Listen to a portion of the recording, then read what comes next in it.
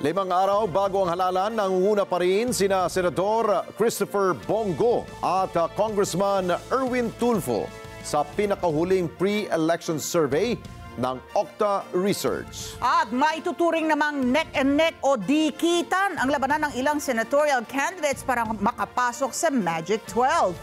At dahil dyan, kumbinsido ang ilang mambabatas na malaking factor pa rin ang block voting para sa ikapapanalo ng mga kandidato na nasa pang-8 hanggang 12 pwesto kung ang pagbabatayan ay mga nakalipas na halalan.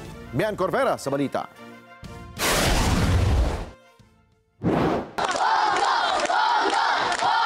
Ilang araw bago ang eleksyon sa Lunes, nangunguna pa rin sa pinapaborang senatorial candidate si Senator Christopher Bongo batay yan sa latest pre-election survey ng Okta Research. Isinagawa ang tugon ng masa survey sa pagitan ng April 20 hanggang 24. Bagamat nangunguna statistically tied si Go sa isa pang frontrunner na si Congressman Erwin Tulfo, bagamat 56.8% ang nakuha ni Go, 52.7% naman ang nakuhang suporta ni Tulfo. Sa isang statement, sinabi ng Okta na patunay ito magiging dikitan ng laban sa top post na magpapakita ng malakas na suporta nationwide. Pasok pa rin sa Magic 12 ang mga kilalang pangalan. Nasa ikatlong pwesto si dating Senate President Vicente Soto na may 42.3% na sinundan ni Senador Ronald Bato de la Rosa, habang nasa ikalimang spot ang broadcaster na si Ben Tulfo.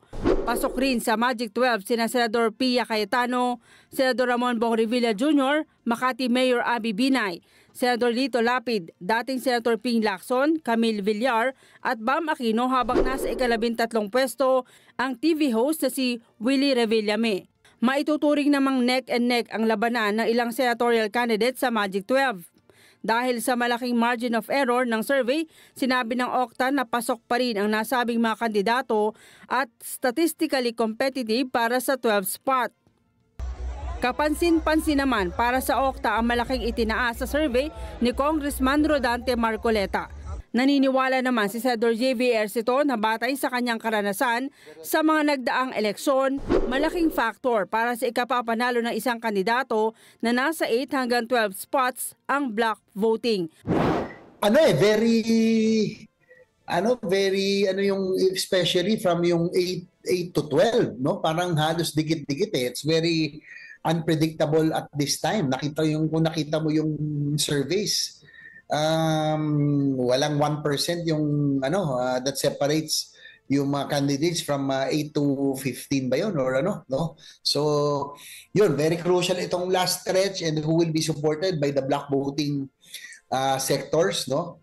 So that would come into play. Pero umaasa ang senador na makakapasok at makakabalik sa Senado ang mga re-electionist senators, kaya't umapela ito sa publiko na maging matalino sa pagboto at tignan ang track record ng mga kumakandidato. Mga re-electionist senators, those that have the track record, those that we have worked with, will be able to make it as well. Mian Corvera para sa Mata ng Agila, matatag, matapang, matapak.